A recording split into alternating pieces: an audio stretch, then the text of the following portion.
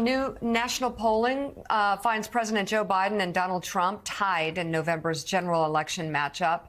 These are snapshots, but the latest survey from Economist and YouGov, Trump and Biden are in a dead heat at 43% each among registered voters. The poll shows all third-party candidates, including Robert F. Kennedy Jr., getting 2% support or less. Meanwhile, a Marquette Law School poll of nationwide likely voters finds Biden at 52%, Trump at 48%, which is within the poll's margin of error. That's a reversal of the numbers the same poll found in February. And in the swing state of Pennsylvania, the latest Franklin and Marshall College poll finds Joe Biden at 48%, Donald Trump at 38% among registered voters. That falls within the poll's margin of error as well. Alex Thompson, with Israel, inflation, abortion, a lot of issues that could move voters one way or another between now and November. What do you make of these polls? Are there any trends that you are seeing standing out? Absolutely. I mean, we're really in peak choose-your-own polling adventure season right now. But the truth is, I mean, you can find polls. You saw polls earlier this week that showed Trump ahead in Pennsylvania. But what we're really seeing over the last month is that Joe Biden has been closing that gap.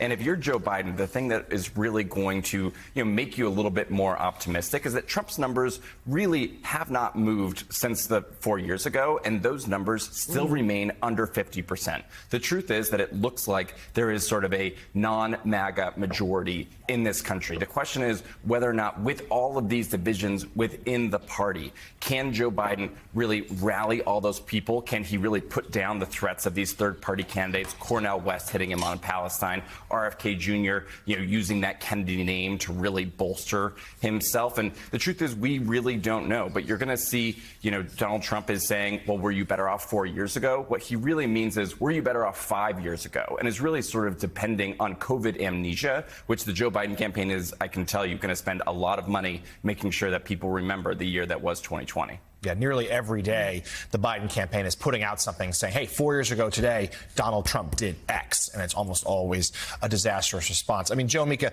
the Pennsylvania poll certainly does seem like a bit of an outlier. We haven't seen 10-point spreads there or really in any battleground state this entire year. And it's a small sample size. But I do think it's worth noting some of the other polls. There are trend lines, as we talk about a lot on this show. And right now, Biden seems to have some momentum. I mean, the race is very close. We know that. These national polls are more or less a dead heat. Most battleground states either have Trump up a little or a dead heat. Biden has been up a little bit in Wisconsin of late. But there is a sense that the Biden campaign feels like they've got a lot of money on their side. And they also say they've got more votes to pick up. More of their voters are out there right now suggesting we're unhappy because of the situation in Gaza or because of student loans or whatever the issue is. They think they have more ability to grow that base of support. They feel like Trump is kind of already at his ceiling. And they've said all along, guys, that they feel like those independent swing voters will land with Biden. The more they hear Trump all year long and think to themselves, we can't go back to that. Yeah, Jen, that Franklin and Marshall, Pennsylvania poll, Franklin and Marshall, a good poll, and shows a 10-point lead. It certainly is an outlier. That said, we have trend lines. So many polls that have been coming out since the State of the Union have shown trend lines. And as you know better than anybody, it doesn't show up immediately. I mean, right after the State of the Union, Republicans are like, the State of the Union didn't make a difference. I've got to say, as far as defining moments go, that State of the Union was a defining moment because it blew up the lie that Republicans have been pushing and that Fox News pushes every day and that right-wing podcasters push every day, that Joe Biden's out of it, that Joe Biden's not cogent, that Joe Biden's not this and that. Let me tell you something. Joe Biden showed America, showed over 30 million people that he could give better than he even gets. He was on top of his game. He made the Republicans look foolish time and time again. And I guess the shock for me is that Republicans are always so stupid, first of all, to keep picking a loser as their nominee and Donald Trump. He just loses. But also, they always underestimate Joe Biden up until the point when they lose. And then they go, oh, my God, we underestimated him again. They also underestimate the movement and of voters on issues like abortion access and other things that are motivating people. I will say in the post-State of the Union, it's important to remind everyone that after the State of the Union, the Republican talking point and the Fox News talking point was that Joe Biden was on drugs and needed to take a drug test. That's what they shifted to. Oh my God.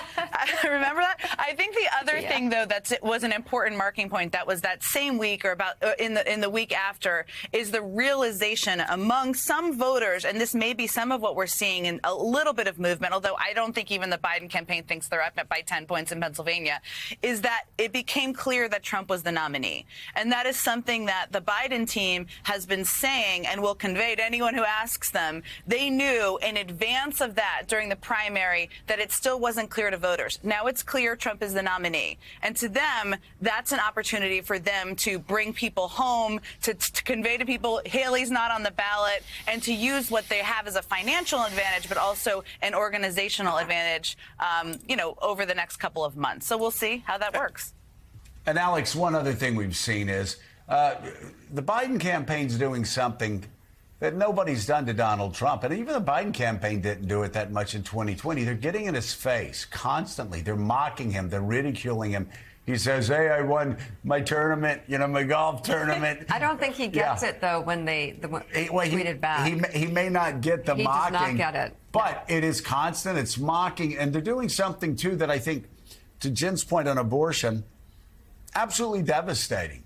They're using Donald Trump's own words as their most potent political weapon on abortion, on abolishing the Affordable Care Act, you name it. On Social Security, when Donald Trump said, yeah, maybe Social Security could be cut, they are going after him and using his own words against him and mocking him in a way that I think starting to show up in the polls.